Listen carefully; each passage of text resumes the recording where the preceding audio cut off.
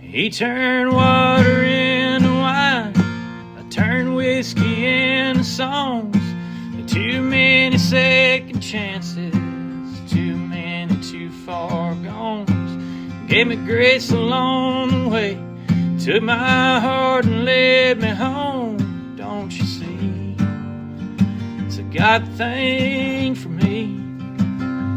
Now I write songs about the heartland. My heartland's in Tennessee. Welcome to the Heartland Journal podcast with Steve Abramowitz, editor-in-chief of heartlandjournal.com. Howdy, y'all. Welcome back. I'm Steve Abramowitz, and this is the Heartland Journal podcast. I am so happy you are here. Thank you for coming back. On this show, we are focused on our nation today with always an interesting person making a positive change in our community and lovers of truth. Today, we are talking with special guest Mike Dillon for the second time. You can go back in the library, episode 321, about a year ago today and 135 shows ago. Wow, that's amazing. So similar but different, more urgent topic for him today. Communities nationwide are sounding the alarm about a rapidly escalating environmental threat, the massive water extraction, contamination risks, and air quality impacts tied to the explosion of AI data centers.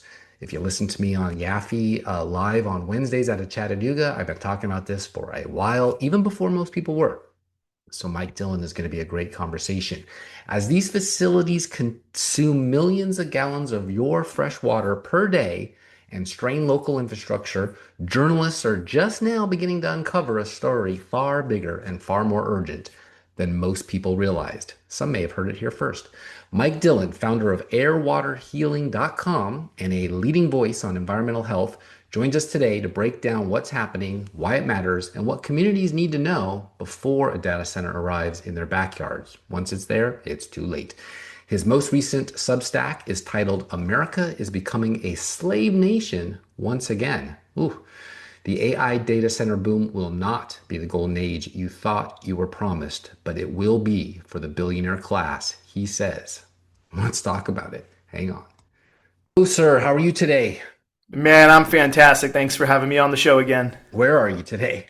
I'm in Battle Creek, Michigan, in the middle of death for data AI centers. Apropos for name, that is where the battle is. We'll talk all about it.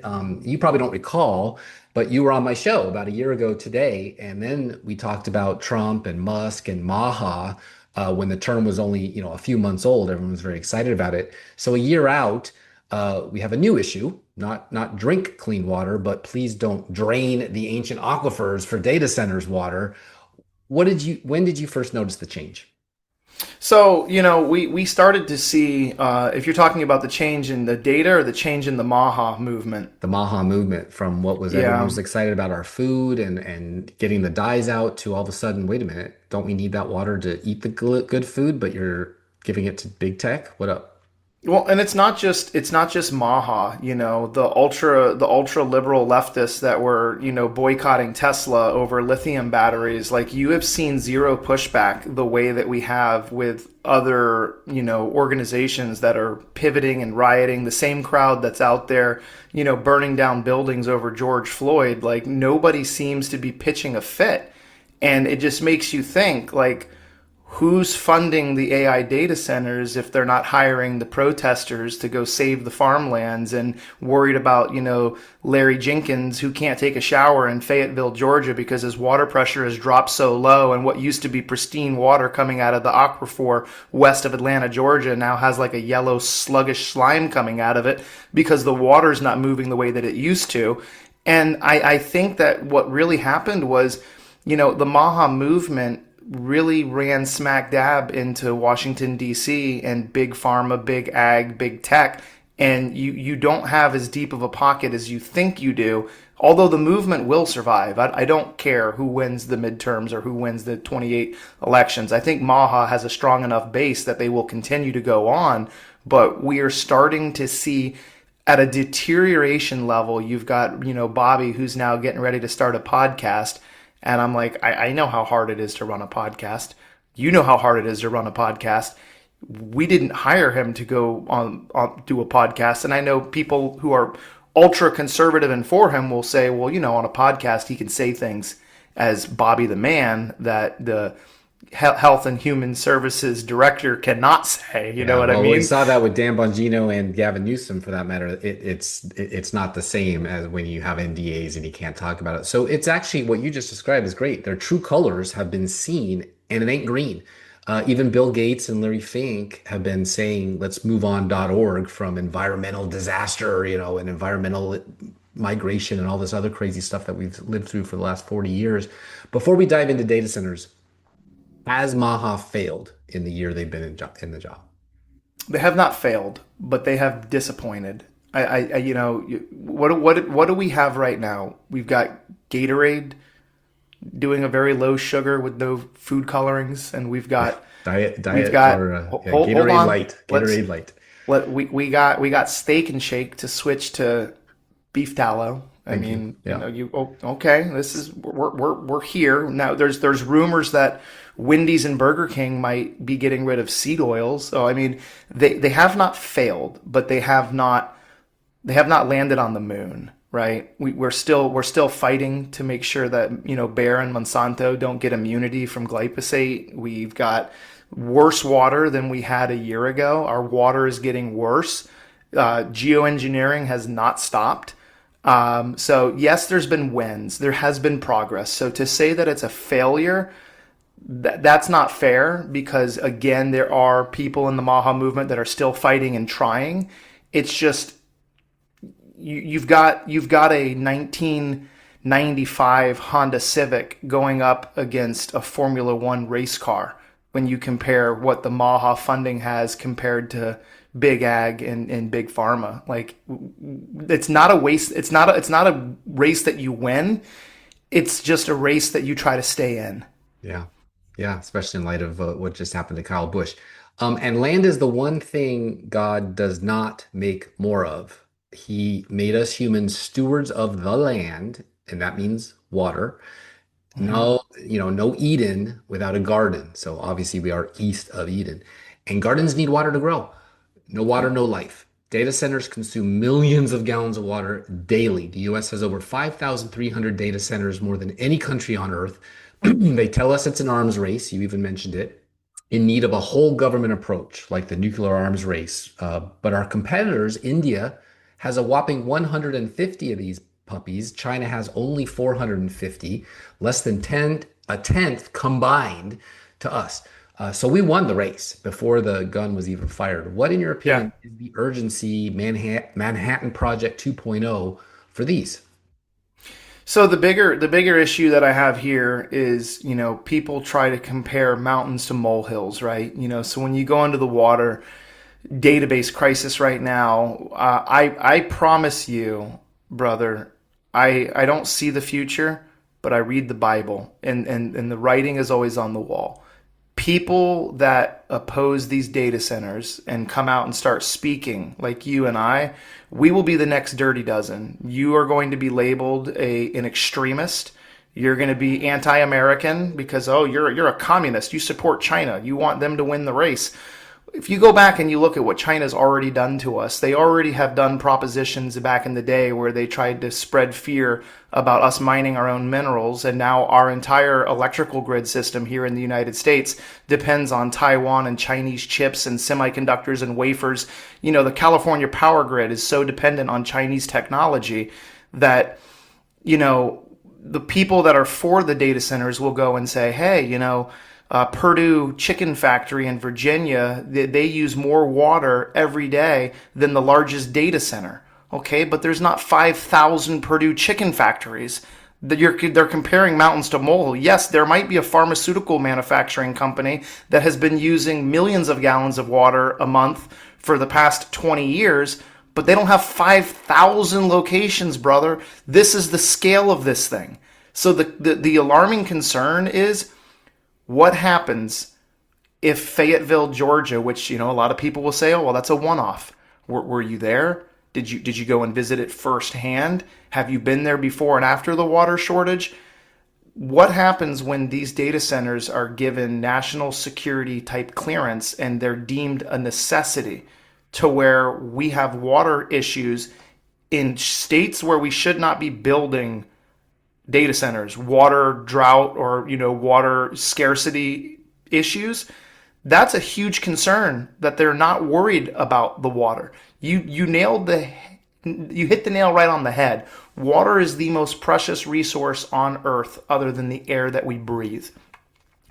So when you look at the mass water amounts, is the air that we breathe, by the way. correct. So, but when you look at the amount of data centers that we have right now, and if the numbers that they've released are even halfway true, we're already like 35 to 40% of all data centers in the world are here in the United States. Right. And I think it's going to get more. But It's going to get bigger. But is China ripping up their farmland like us to build these?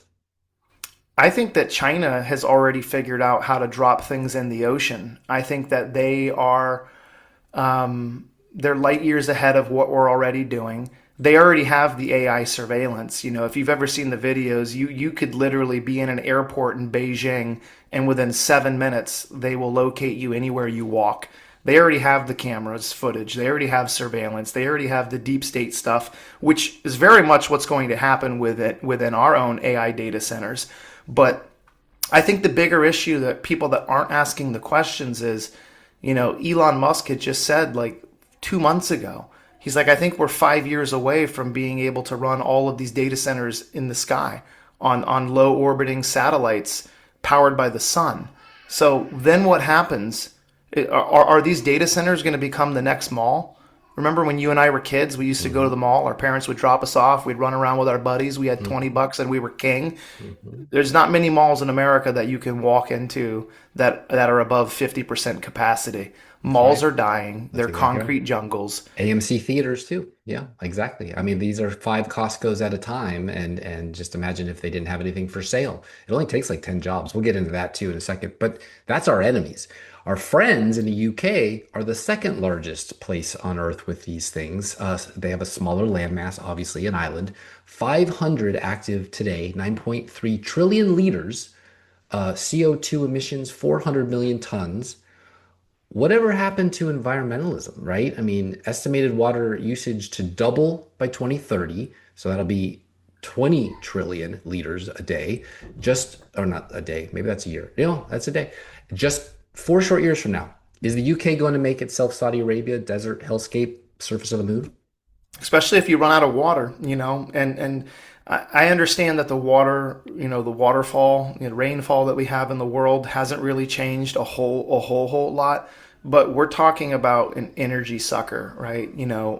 I myself, 10, 15 years ago, I fell for the lie, thinking about the cloud, right? Like it's like this big fluffy thing up in the internet where I'm sending a picture and it goes up to the cloud, but that's not what we're dealing with, right? The cloud is infrastructure, it's water, it's electricity, it's construction dust, it's diesel generator upon diesel generator upon diesel generator of backups that are continually running through maintenance. They're continually running these generators. It's light pollution. It's a constant hum. It's a heating of the area. It's sucking from the aquifers when the city water doesn't have enough. They're digging even deeper wells. And when you hear these stories, now this is not independent journalism. I have not confirmed this fact, but I do have an independent journalist that did report back to us that in the Fayetteville, Georgia data center that's owned by Meta, we were told that initially when they were going through the building process, they tapped into the water supply and they did it without a permit. Now the story's coming out and saying that the meter just wasn't hooked up properly and they went through tens of millions of gallons of water and paid $0. Yeah. So whichever it is, it's a tragedy to the people of Fayetteville. When my sprinkler head broke, the city was all over me with a fine for having a backflow issue, and they couldn't figure out that millions of gallons were getting consumed. That's a big joke, obviously. And so let's talk about that. Northern Virginia alone, okay, aka suburb of DC, yep. 300 plus data centers, the largest cluster on Earth.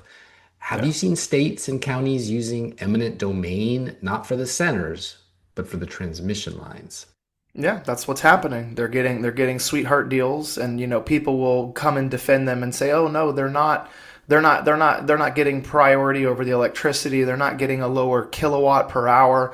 I want to see their bill, and I know that you do too. And I know a lot of these data centers, of course, when you go there as an employee, you've got an NDA, but I want to see the NDAs that are being put into the city councils and to the, governor's offices. What are they signing into us? Because the grid is going to not be able to handle the power of these computers, because what's going to happen is as AI starts to increase, it's think about it when you and I were kids, right? We used to watch the computers. I remember opening up the Best Buy magazine as a child, and it was like, oh, here comes the new graphics card. It's got 256 megabits of RAM, and it's got a 40 gig hard drive. And before you knew it, we were in a world where we're doing terabyte hard drives, and every time NVIDIA comes out with a new graphics card, it's like, all right, now we need to upgrade. So what happens when these computers that require X amount of gallons for water to cool, what happens 3 months from now when they're like, oh man, we just came out with a new chip. We need to replace everything. We need to upgrade the computers.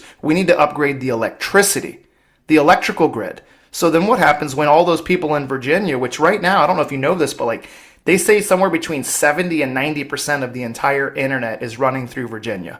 It's running through that AI data center alley, what they call, the AI Valley. What happens when the hospital is completely dependent on the AI data center, and so is the school systems, and there's an electrical infrastructure issue, and they say we need to reroute the power to the data center, or everything's going to collapse. And then you blow one fuse, and that's the end of that too. World's largest paperweight. U.S. data center electricity demand is projected to double by 2030, potentially consuming 8 to 9%, so that's probably underestimating, of all U.S. electricity, not just some, but all. Can we drain this place, or will water replenish itself like oil does? Because I hear a lot of people say it's no big deal, it'll rain, the drought is temporary, look at what happened in the Sierras or the snowpack here and there, it's cyclical. Can we drain it, or will it replenish? I think that it will replenish. I think the bigger issue that we're going to have here is we're going to have millions and millions of square feet and tens of millions of acres all over the United States. And as of right now, I've done a lot of digging.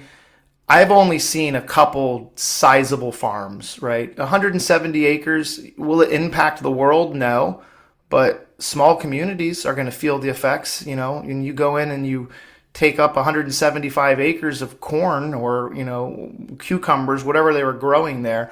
I'm not trying to spread fear because I do rely on data. Right now, I think the largest land farm that I've seen that was taken was 176 acres, and that was sold for the sole use of data center. But I don't think that the water is the issue.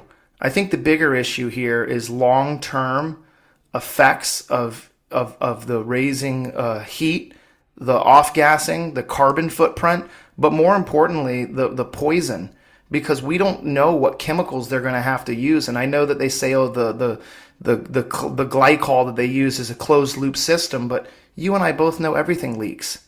What's getting in? How much pesticide is being pumped in? How much diesel gas is being put into the air in the surrounding areas? It's funny you What say about that. I just saw that Amazon is replenishing their fleet of electric delivery vehicles with diesel-powered generators to get the electric things to even work. So it's a big, big joke. It's all for show. It's just like growing up in Seattle area and seeing the waters getting polluted by Microsoft, which was supposed to be green, anti-paper, going to put Weyerhaeuser out of business. We weren't going to be writing things down on notes anymore. But it polluted the water. This is the next step in that. And you just nailed it. I was going to get to this in a second. It's polluting the air. There's been infrared video shown of how much goes into the air with these things Yes. just in the cooling system. And some AI Yes. campuses require millions of gallons of water per day just to cool the servers. That's all they do. So people living nearby, their electric rates to light their homes have doubled or more. And light and noise pollution. Sometimes you can't go to sleep. It's almost like that Seinfeld episode where the Kenny Rogers fried chicken was blasting in your window. Like, how are you going to sleep with that? And then, of course, noise pollution. It's humming 24/7 every day. Do you see people pushing back yet? No, not the way that you thought there would be. The environmentalists have gone silent, which makes me think that every other thing has just been staged. No It's, Greta Thunberg on a boat trying to, make the case. right. How are they going to tax us more? How can we tax? Because they sure as hell went from wanting to give us a carbon footprint tax to now it's all hands on deck. Let's beat China. Let's make sure that we win. And again, I understand the importance of winning this race. I just want to know, how can we do this where it's more transparent, where Americans aren't suffering, we're not losing our way of life. We've made it this long without AI. We really, really have. Yeah. We've done that. And isn't it We've a bit proven. counterintuitive? Like, we've gone from it took a warehouse full of hard drives to fly the first moon mission, and now we have cell phones the size of, pennies, and with all the data we'd ever need. You can fly the space shuttle from your iPhone. Why are all of a sudden we going the other way with a huge consumer of our resources with data centers? Well, it's you have to look at it. You have to look at it the way that everybody looks at anything, any problem. You've got to look at Hegelian dialectic. You got to look at problem, reaction, solution. So on one hand, we do have a dying population here. Now, we don't have the numbers from those that don't report and, the Amish communities. But if you go and look at some of the top epidemiologists in the world, they're now saying that there's a whole generation of women who think that they're cats. There's a whole generation of women that think that they're men. There's men that are cutting off their testicles. And when you have a dying population because of the rate of reproduction, like, remember in the Bible said, be fruitful and multiply. If women have 2 children, you're only replacing mom and dad when they die. So fruitful and multiplying is 3, 4, 5, 6, 7 kids. We have now seen numbers coming out that we're going to be closer to 1.9 to 1.8 average births of women here in the United States. That's when you start to see a decline. Look what happened in China. For how long they were pushing, you can only have one kid, one kid, one kid, one kid. We will need some sort of data intelligence or robotics to survive another massive economic growth unless we change the amount of people that we're having. We've got great immigration laws. We've been doing a very good job of slowing down the immigration and the illegal immigration. But the bigger issue that we have here is if we want to fight back, we have to start having more children. We have to start using the technology less and less and less. Every time you and I generate a ChatGPT picture to send to one of our buddies, we're consuming gallons of water. We're consuming massive amounts of electricity for a joke, for a funny meme, to create a song for my buddy to prank him when he sucked at golf. Those are real world impacts. So I want people to start thinking, every time you use AI, how much water are you consuming? How much electricity are you consuming? How much stress are you putting on the electrical grid, on the infrastructure?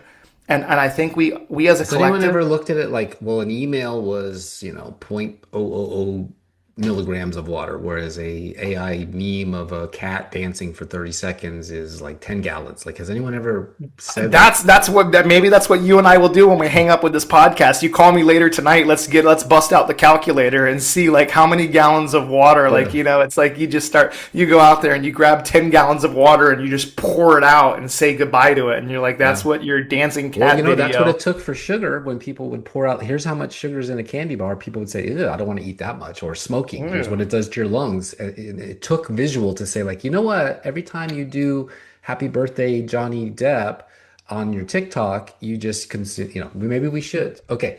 So the way the US government was set up, this is not news to you, I know, but I just want to frame it. The Congress, being the closest branch to the people, you and me, and they're up for re-election every 2 years. So you blow it, you're out of there, no harm, not long enough to do much damage, although they do go there for life. But that's the way it was set up.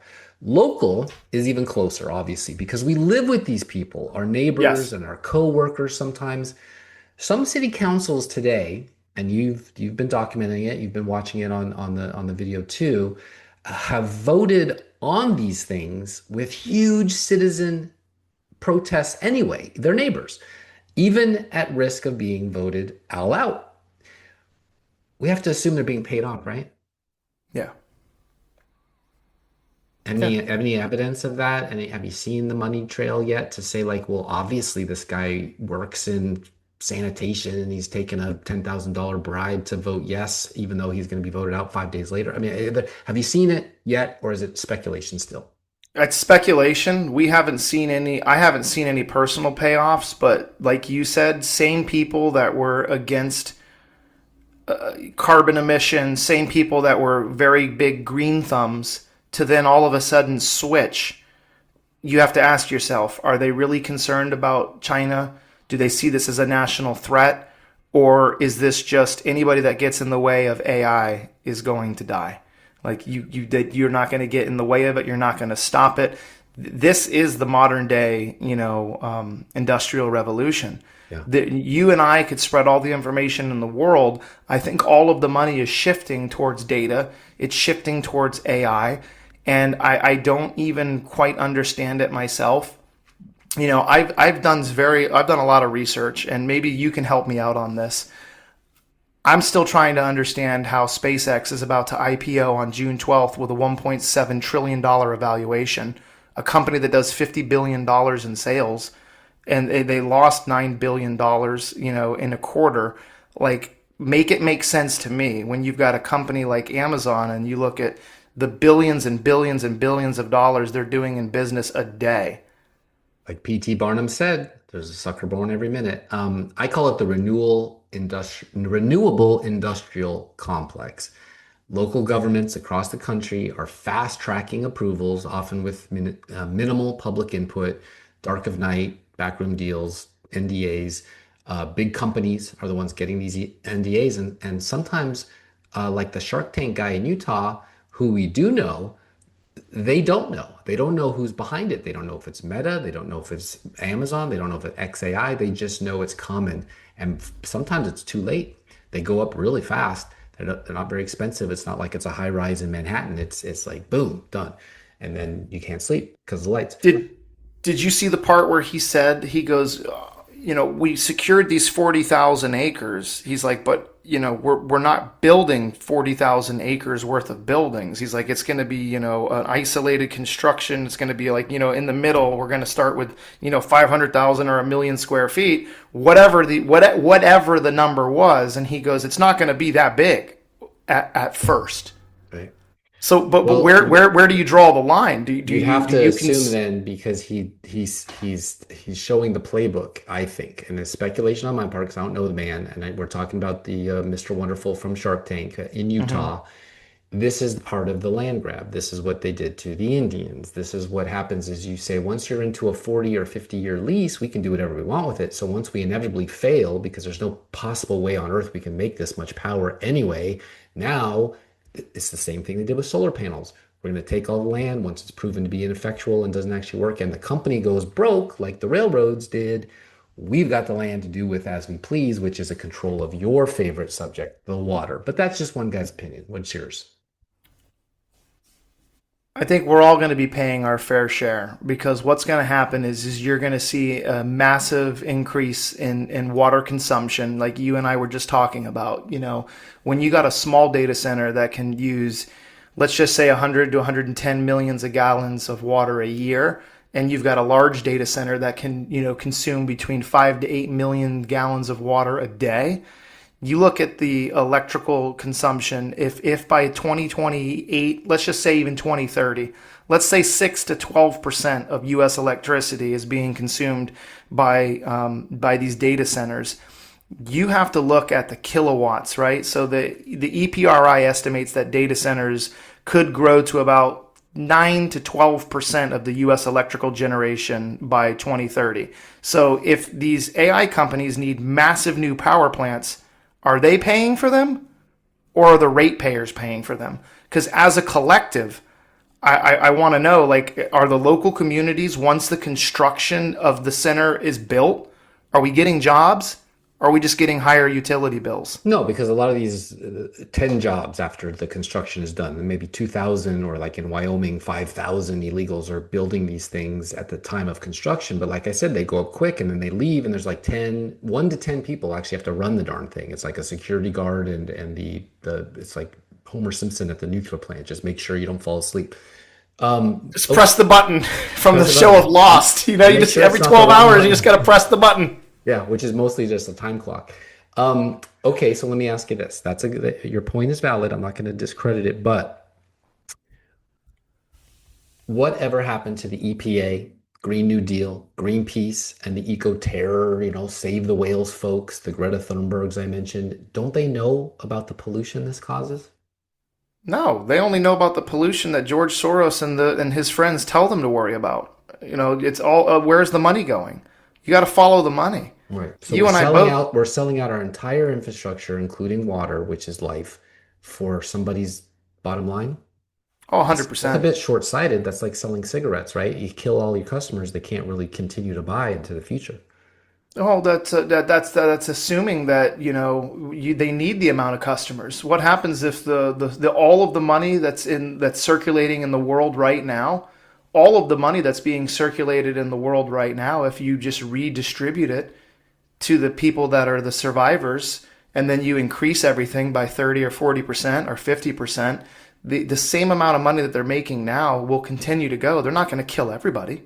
Not everyone's going to die, but there's going to be inflation. All you have to do is match the inflation based on the total amount of circulation, money that's in circulation. They'll still go through. They'll still make the money. But just like zero-sum game is what you're talking about in money circulation is water circulation. Yeah. If they drain it all of the water, they can't make any money off of it either, and there'll be nobody left to garden.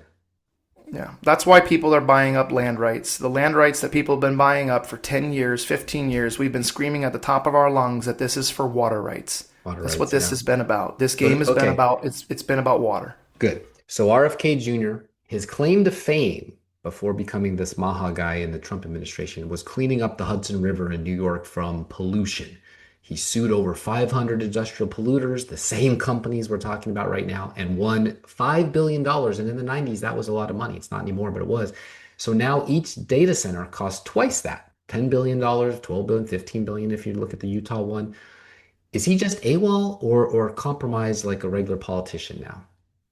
He's been cut off. He's been cut off. You can't. This is the snake, man. This is the head. This is the two-headed leviathan that breathes fire.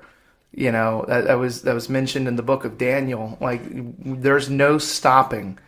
I don't believe without a massive wake up. You and I could go on Joe Rogan and we could let people know really what's happening and what we're giving up. But I don't think that the people that have fought for the environment in the past, I don't think they stand a chance, just because we can't lose the AI race, but there's no way that we can do it without destroying land and without destroying water, without poisoning our citizens. I think that we are going to be casualties of a war that we did not sign up for. So he's really like Ralph Nader, who was successful getting seatbelts into all the cars, but then that was about it. And the industry just ran right over him with, self-driving cars versus RFK, who was able to clean the Hudson, claim to fame, and then never really got much more because they co-opted him. They brought him in-house and said, okay, just be quiet. So the Manhattan Project was a public good. We won the war with it.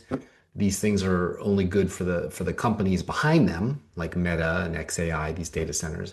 How can they get these 30-year sales tax breaks? Like I said, each needs like 10 jobs max. Why do counties want them, for no jobs, no tax revenue, hurt the infrastructure, which will cost to fix it? What public good are they? I think that people are being very short-sighted. Like you and I, we don't have a crystal ball. We can't see the fat money that's being put into their pockets right now. That's part of being sold out. We're going to pay off your house. We're going to give you some cash. Here's a couple gold coins. Here's 40 pieces of silver. Let's just go through. Let's not worry about AI is going to create more jobs than we'll know what to do with. Well, okay, if I can get a $30,000 scholarship from Caterpillar, and now I can work the crane remotely, what happens in 5 years from now when now you say that it's an autonomous self-thinking crane and it can do all of the work without me working remotely? Right. But That the medical that's bills won't wait and the tax man won't wait. So you got to do what you got to do. It's a little bit like the terrorist thing where they swoop in and say, we'll fix your roads, but we might end up killing your child accidentally with collateral damage. And then they say, well, let us take 30,000 off your mortgage. We'll put a little AI center on the side of your house and we'll worry about the cancer and whatever else it may cause, hypothetically, allegedly, I don't know, for entertainment purposes only later. That's very short-sighted thinking, and that's certainly not how America, on its 250th birthday next month, is gonna should be thinking. Meanwhile, Europe, Asia, and the rest of the world, they keep building them, but nothing on the scale, speed, or political enthusiasm happening here in the United States. I think I've made the case. You've verified it for me. Why? AI is already being used for military targeting, satellite surveillance, intelligence analysis, cyber warfare, predictive policing, global monitoring. These are real uses right now, documented. You've documented. It's very public. So when the government and big tech say AI is essential for national security, what does that really mean? Say it one more time. When the big companies and the government tell us that it's essential for national security, that AI is, what do they really mean by that? I think you wrote, we're building infrastructure that you don't get to question. So what does Oh, it really because mean? that's it's the same thing that we saw in the did you remember the Super Bowl? I mean, I'm sorry. Can you edit that out because I don't want to get a cease and desist from freaking from the WWE. I mean, I'm sorry, the NFL. Whatever it is that, the modern day Coliseum guys are watching these days. The ones that are going to be on the White House lawn next week? Yeah, exactly. So you've got the Ring doorbell company, which had launched that Super Bowl commercial where they're like, oh, we're all going to allow people to have access to our doorbell cameras, and it's going to be for the safety of a dog. Find your lost dog. Yeah. Find your lost dog. And now they've got the other smart home company that's not Ring doorbell. I think it was like ADT. ADT's got a button where like you get a water alert and your neighbor can come by with their registered fingerprint, or they can input your password and they can have shared passwords so they can come in and I'm going to cut your water line off underneath your sink so there's no more damage. Threat secured. All of those computers, all of that AI, all of those cameras working, they do it in the matter of national security. I can imagine right now that if they ran a campaign after seeing what they successfully got away with COVID, look me in the eyes and tell me that they would not say, we can end child sex trafficking if we put a camera on every house and every street corner. This is for children, Yeah. and there can never be another terrorist threat again. Every We just need hotel room, everybody. every cruise line, every transportation truck, every road stop, We're everywhere. not going to watch you in the bathroom, guys. You've got nothing to hide. But if you really care about saving the children and you care about national security, we need to sign up Right. to have access to everybody's camera at all times. So that You can doesn't sound close it. like more bandwidth to film your cat dancing or your child's graduation. This sounds like something much more broad than that, as it was sold as. Well, and we already have all of the data. You look at Facebook, you look at Instagram, we film our children, not me, but we as a people, we're filming our kids, we're putting our stuff out there, and the same crunchy moms that are out there that are like, I don't put my kid's picture out there on the internet, but you let them go get Life Touch photos for the school. You let them go out and get your yearbook photo, which all of that information is put in. For decades, they've been taking pictures of our kids, getting the high resolution photos of their eyes, looking at their facial Well, I remember as a features. kid, they said, "Oh, we got to get your fingerprints on file in case you're ever kidnapped." So every kid did it in California that I ever know of in Yeah. the 70s. And now it's the next level. We need your Face ID. We need your Retina scan. We need your DNA. We need we need everything. so they can make another one of you in China and get rid of you, and you can go to work. Hypothetical for entertainment purposes only, of This course. is for entertainment only, guys. We're not saying that. Go, yes, put the camera on my tree and let's just strap a GoPro to my head and you guys will walk around, we'll film, we'll content. Think about all these content creators they've been mapping the globe. Like they've just been mapping everything. Every Yeah. street corner that you go to, Well, the there's just Waymo somebody cars can do constantly that, filming. and I remember Google weird looking cars going around with the little beanies on their head, and that was just the beginning. That's how we have GPS. That's how convenient it is to get to that new grocery store you never heard of before, or that concert venue. So you wrote, because once something is labeled national security, quote unquote, your rights, your voice, your vote, they all shrink. And that's exactly what we're seeing with the AI data center explosion. This is the backbone of the future. Digital currency, digital identification, we just talked about that. Digital surveillance, we talked about that. It's not just airports anymore. Digital compliance, don't know what that is. Digital punishment. What are digital compliance and punishment? And yes, the phrase 15-minute cities is a real thing. Urban planners use it, governments promote it, tech companies love it. Yeah. So digital punishment, I talked to you, I said that you're already starting to see news reports coming out that if you stand up against AI, you are going to be a digital terrorist. It's like you talk in this country, you could say anything you want about a certain ethnic group or any certain religion that's over in the Middle East, very close to some biblical areas, and you'll be called a racist. This whole AI thing, digital punishment is going to be like the guys that were censored. You look at these big podcasters and people that had a big voice during COVID, they were deplatformed, they were demonetized, they were decensored, or they were censored. I'm telling you that the digital punishment that you're going to get for speaking out against the AI is going to be 10 times worse than the COVID vaccine. Mark my words. And so, what about everything outside that 15 minutes radius? Restricted, monitored, discouraged, or priced out? What? Yeah. So what happens is same thing that I talked about earlier when they use Hegelian dialectic, right? Problem, reaction, solution.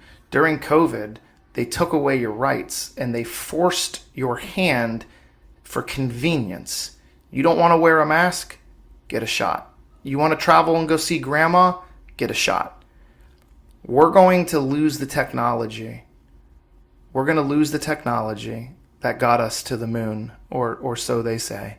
And then they accidentally deleted the footage. They didn't just erase it. It was just deleted, right? All of the footage, the dancing guys and, 1960s when we all had, colored bubbled television screens and you had a rotary phone and we blasted two cowboys on a frickin' little rocket with a Chevy small block in it. But yet the whole world was like, this is the greatest accomplishment in human history. What do you think happens? Tell me how many of your friends, or let's say how many of the people that oppose your show are told, we're going back to dial-up internet. We lost satellite. If you want to watch Netflix without a 30 to 40 second buffer every 1 minute, you're going to have to move closer to where the data center is because all of the internet has been rewired. You're right, guys. Wi-Fi is bad. We figured it out. We have to hardwire. We're going to hardwire homes and we're going to give you guys a universal income. All you got to do is just come on into the smart city. Come on into the smart city cell block. The water shortage, guys, we had no idea how important these centers were. And again, guys, this is all for entertainment. But I know half of my friends would pack up their entire house and say, I'm not going back to dial-up internet. I won't do it. Especially if they Cell need phone service for work or laptop computers and yeah. Why would you ever want to leave? Why would you ever leave? The farmers, 300,000 in Tennessee alone, that can't up and leave and move closer to the data centers because they live where the food is being grown or the cattle is grazing. That wouldn't make sense, which is probably why they're under attack all the time for land rights, water rights, etc. Food rights, even be able to sell the darn stuff, imports from Argentina. So the major corporations driving the AI data center explosion, Microsoft, Amazon, which is really AWS, Google, Meta, Oracle, NVIDIA, because they provide the chips, so this is good for them. That's why their market cap is over $1 trillion. Palantir in the defense and surveillance, Raytheon, Lockheed Martin, Northrop Grumman, so not just for bonds anymore. Global governance influencers, World Economic Forum, United Nations AI advisory groups, so they got those. OECD digital governance councils. Here's the part that you say ties it all together. You're seeing automatic approvals for AI data centers at the local, county, state, and federal levels. We talked about that. Your vote wasn't asked for. Our input wasn't wanted. Our concerns were not considered. Why? You say because this is the billionaire class dream scenario. Centralized infrastructure, 15-minute city, I guess. Centralized power, people at the top who always do the better than the rest. Centralized surveillance, you got to keep grandma safe when she walks to the church. Centralized digital currency, although Scott Bissett yesterday said that's not happening, so either he lied or it's not happening. Centralized mobility, which I guess if you live in the 15-minute city, why go outside the 15-minute city like Neo in The Matrix, where he has to jump up out of the clouds and come down.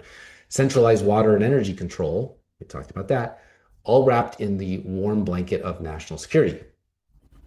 And if you don't comply, if you don't pay the new rates, if you don't surrender your land or your water rights, if you don't plug into the system, what happens? Digital death. Take away your rights, take away your access. The water gets shut off, water gets rerouted. They will leave you in the Badlands. You will just be a part of a new revolution of people that are running around. If you believe in God, you have to look at the signs. This was already told to us, right? Jesus told us to prepare in more ways than one.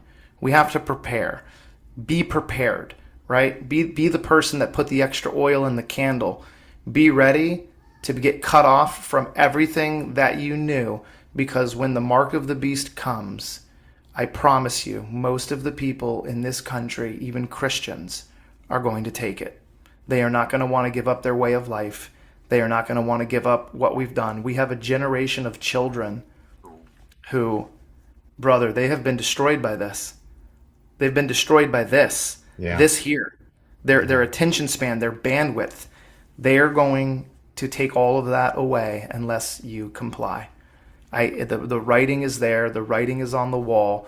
This billionaire, trillionaire club, they've already known that this is what they had to do to be able. COVID was just a test run. COVID was a test run. So these dinosaurs like me were out, not metaphorically, just literally. What can you do to prepare? Do you have some warnings and some equipment out there that people can do, or is it just pray? I think the best thing to do is hold these people accountable. You know, we have seen some citizens rise above in small communities, and we have ousted the bills. You know, if you look at Utah had a huge turnout to oppose that 40,000 acre, and it got pushed through anyways. So who, what, when, where, why the money flowed through, I don't know, but to be able to get it to be approved. Yeah, and not to be salacious, but the American Revolution didn't really work out at the ballot box for the city council either. I mean, they had to. That's why it's called a revolution, not a ballot measure. Right. But you can't fight meta. I mean, that's impossible. If I will tell you that I have a very good friend of mine. He comes from South China. And when he got here in the United States in the 80s, he said to me, he goes, I think the biggest tragedy that was ever forced on the American people was the golf course green lawns out there, maintaining them, cutting the grass. He's like, you've got hundreds of millions of lawnmowers that are being fired up once a week, spending hours out there maintaining the green grass. And from that very moment, I was like, holy crap, if 1 out of every 5 Americans in the United States ripped up their grass, dug a well, and grew their own food, we would no longer rely on the government. We could literally grow our own food. Because I just wrote an article about how much water use for the country for just that for just golf courses compared to this, and it's still less than an eighth. Yeah, but now think about if you no longer were watering your grass and you just converted 20% of where the grass is, and if you just consider half acre or quarter acre properties, if we went out there and put out perennial plants, foods that grows year round, or 200 square foot greenhouses during the winter, we could end America's food crisis. If you look at the money that we're putting in to AI, the money that we're putting into transgenderism and promoting, Pride Month, can you imagine if we educated all of the kids that were in school right now how to have green thumbs, how to garden, how to go out there and revitalize the soil? I used to do That 4-H when I was growing up. It was part of you had to Yes, graduate high school. yes, and that was stuff that they have fought to destroy. There's still some places, there's still some schools, and there's still some cities. Yeah. I And think Amish, the biggest Amish country mostly, yeah. I think the biggest thing that we could do is start growing our own food, start storing up, start preparing because there is a battle. There's a battle coming, and we're already seeing the writing on the wall.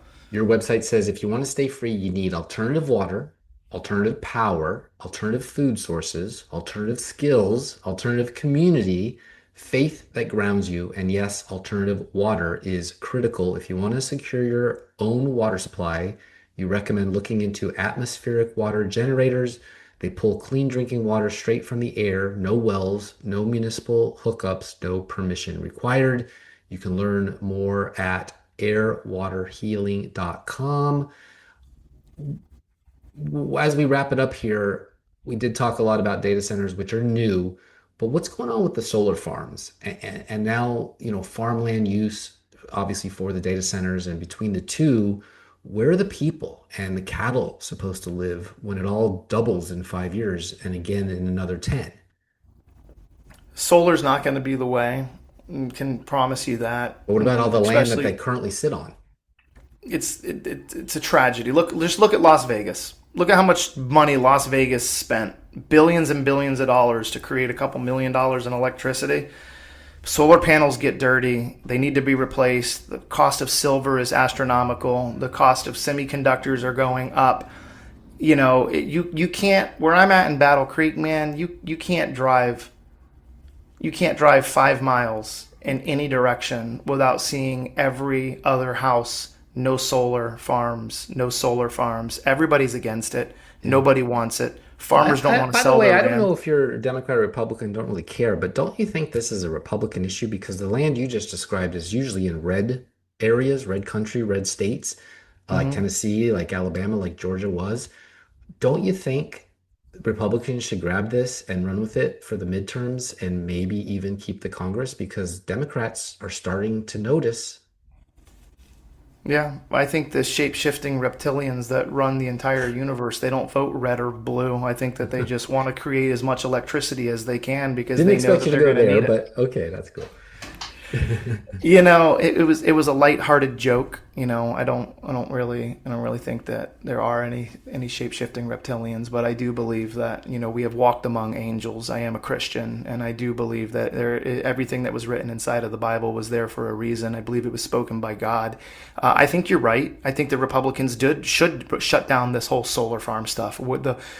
Farming is the backbone of America. It really, really is, and the shift that they're going now, I don't think they're concerned about the food supply, and unless they're expecting there to be, I don't know, man, maybe there's going to be a massive hanta bug that has intercourse with an Ebola bug, and they've got a super spreading bug that's going to come out and wipe out half the population, and all they're caring about is having energy to run the robots so these guys can still have their omelets and their mocha frappuccino.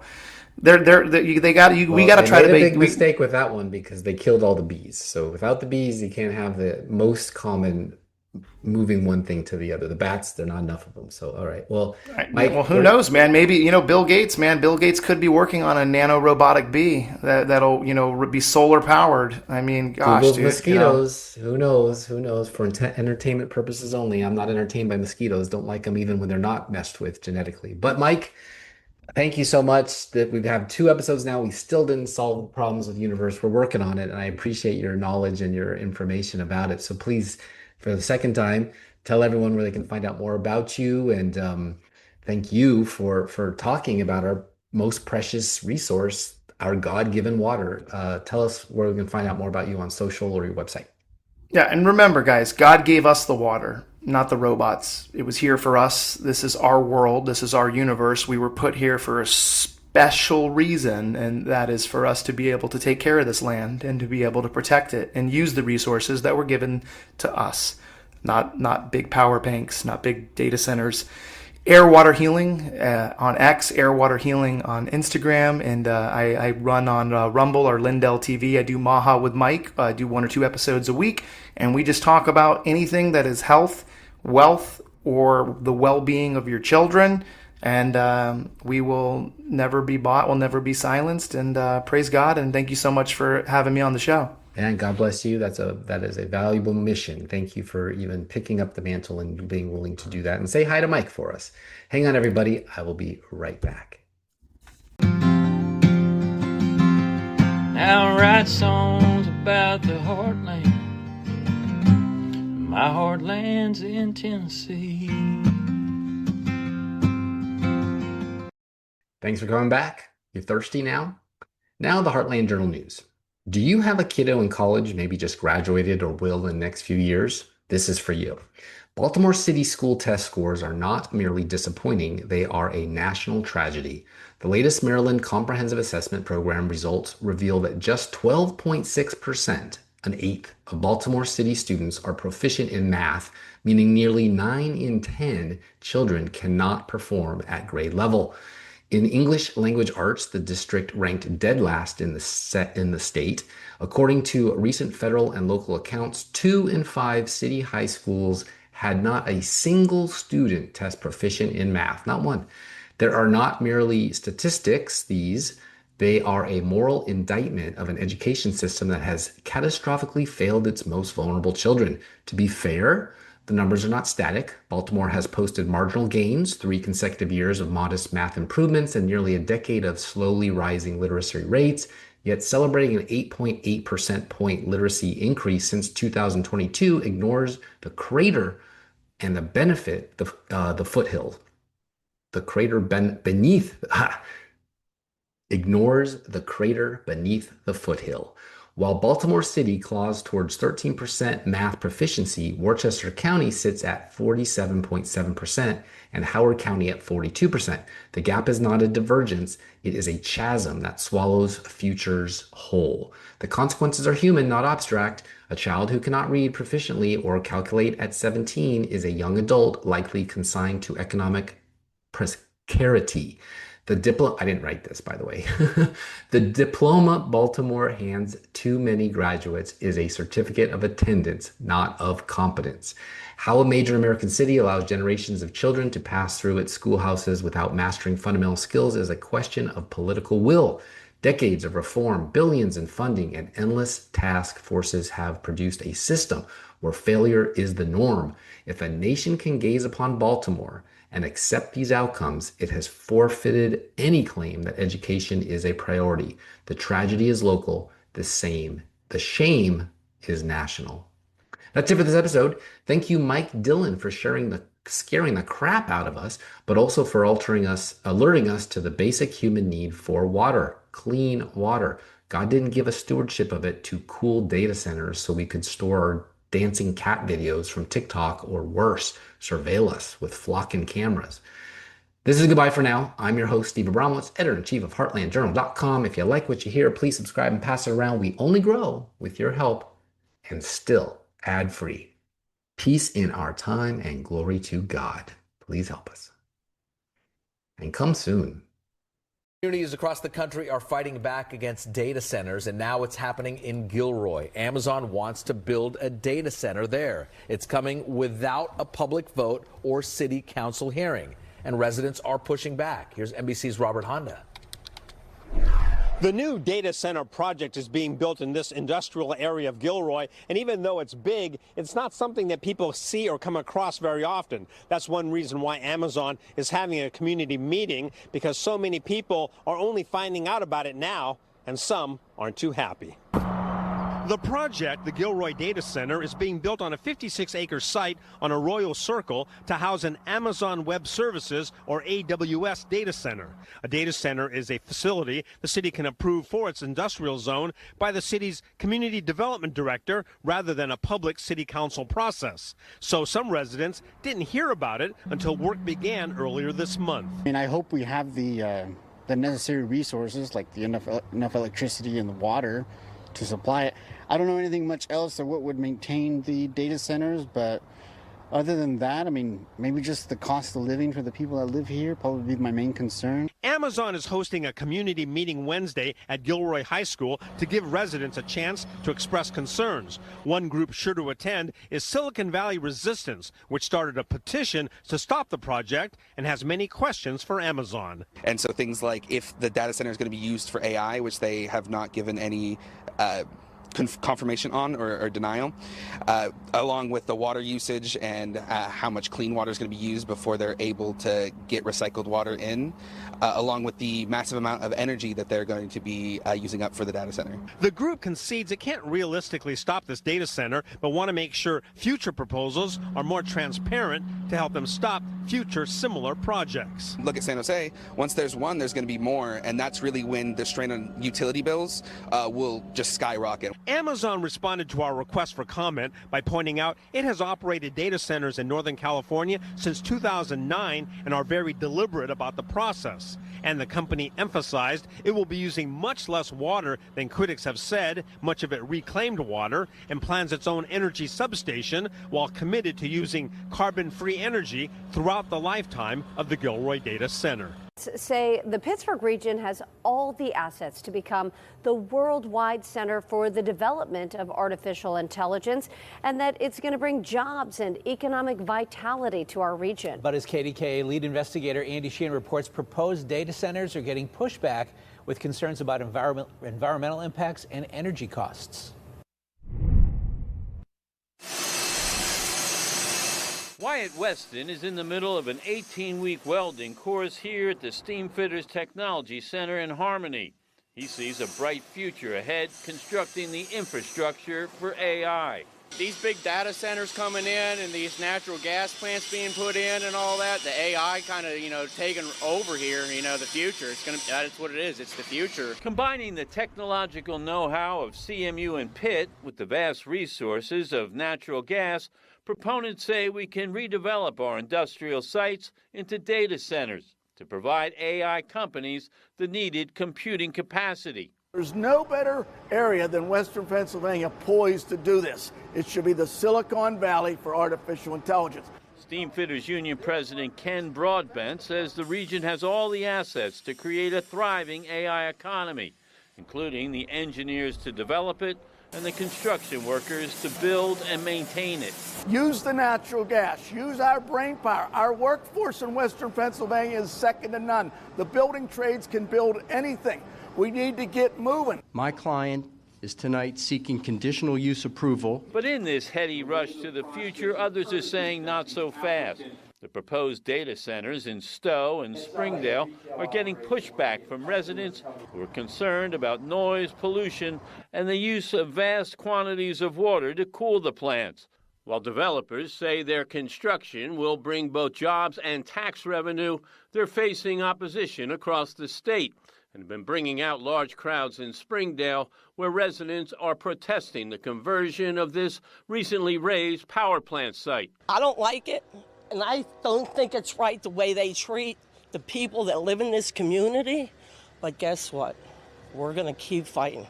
The other big concern is the massive amounts of electricity needed to power the centers. While their construction will be a boon to natural gas companies, the prospect of more fracking here has sparked a new debate with environmentalists. The U.S. is projected to need more than double its current energy output to power AI over the next 5 years. It's not clear how much of that cost will be borne by the AI companies or the public. Should we be paying an increased fee for electricity, doing the same thing that we've done for years, just because there's more demand for electricity from this new industry? No, that doesn't strike me as fair. Others worry that besides doubling their heating bill, AI is going to put them out of a job. While the initial ramp-up will mean thousands of construction jobs, data centers only employ a few hundred people, and AI startups are generally reserved for computer scientists. Whether AI will create new kinds of employment remains to be seen. But Broadbent says if we don't do it, other regions will. You got to embrace technology because you're not going to stop it. If you want to stay on top of things, you got to change with technology and adapt. Rapidly expand into communities. Data centers are filled with servers and other equipment that power the internet and artificial intelligence. The Pew Research Center says there are about 3,000 now, with 1,500 more planned in the U.S. The growing use of water and electricity is sparking pushback in some communities, and state leaders are proposing new rules to make data centers pay their own infrastructure costs. Folks gathered at a farmhouse surrounded by data centers in Hillsborough to protest both new centers and tax breaks for existing ones. A sentiment shared across the nation in this moment. Nationwide, pushback against the continued construction of data centers in local communities. Hundreds rallying in Utah in opposition to a data center slated to be more than twice the size of Manhattan. Here in Hillsborough, dozens rallied in the rain to speak out against these data centers. People need to wake up about what data centers are doing. They're increasing our electricity bills. They're taking our water. It's across the nation.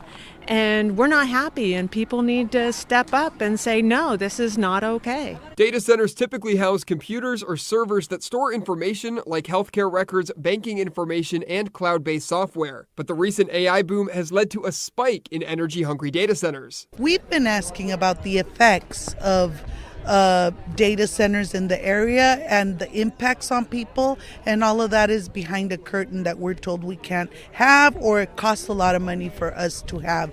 Oregon State Senate District 15 candidate Myrna Munoz spoke at Saturday's rally, criticizing leadership for allowing data centers to qualify for tax breaks. Forest Grove lost 51 teachers this year, and in Beaverton, they closed down a school. All this, they're telling us there's no money in the meantime that we're helping billionaires make more money, and I don't think it's fair to our community. Munoz's opponent in the race, incumbent state senator Janine Solman, told KGW in a statement, quote, "My focus this weekend is on getting out the vote and talking with as many voters as I can. My record on this issue speaks for itself. I championed the Power Act to hold data centers accountable, and I've called for ending tax breaks for data centers statewide." Back in March, state leaders passed a one-year moratorium on data center tax breaks effective June 6th. Hillsborough received 17 applications between then and now for said tax breaks. We need to be looking at what these things are going to do to us, to our children, and to our children's children, because now is the time to act. The city of Hillsborough's website says there is now a pause in accepting new data center applications. Keep telling me lies. So, the propensity to use. Moratorium on all hyperscale data centers in Muskogee County. Suggest that if this ordinance is passed, it will be a slide, which will allow for the Ruby project to slide right in the northeast Muskogee County.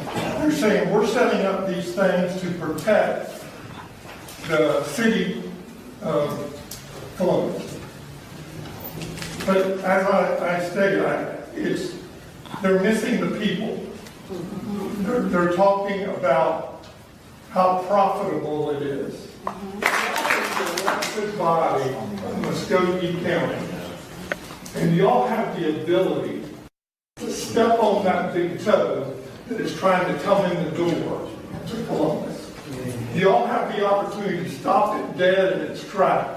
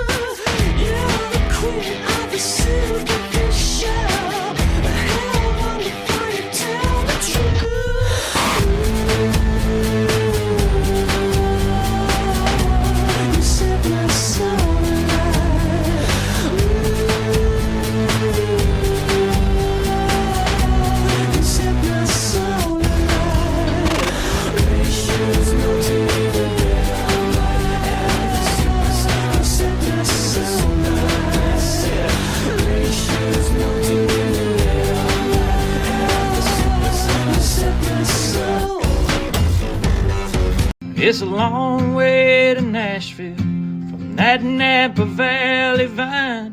Put me on a road less traveled. Lord, now I know why. God knew I'd get there in His perfect time. Heartland Journal Podcast is the media property of heartlandjournal.com, where you can find news stories, commentary, and content serving the heartland of America. Any views or opinions represented on the podcast are personal and belong solely to the creator and do not represent those of the people, institutions, or organizations that the creator may or may not be associated with in professional or personal capacity unless explicitly stated. Now I write songs about the heartland. My heartland's in Tennessee.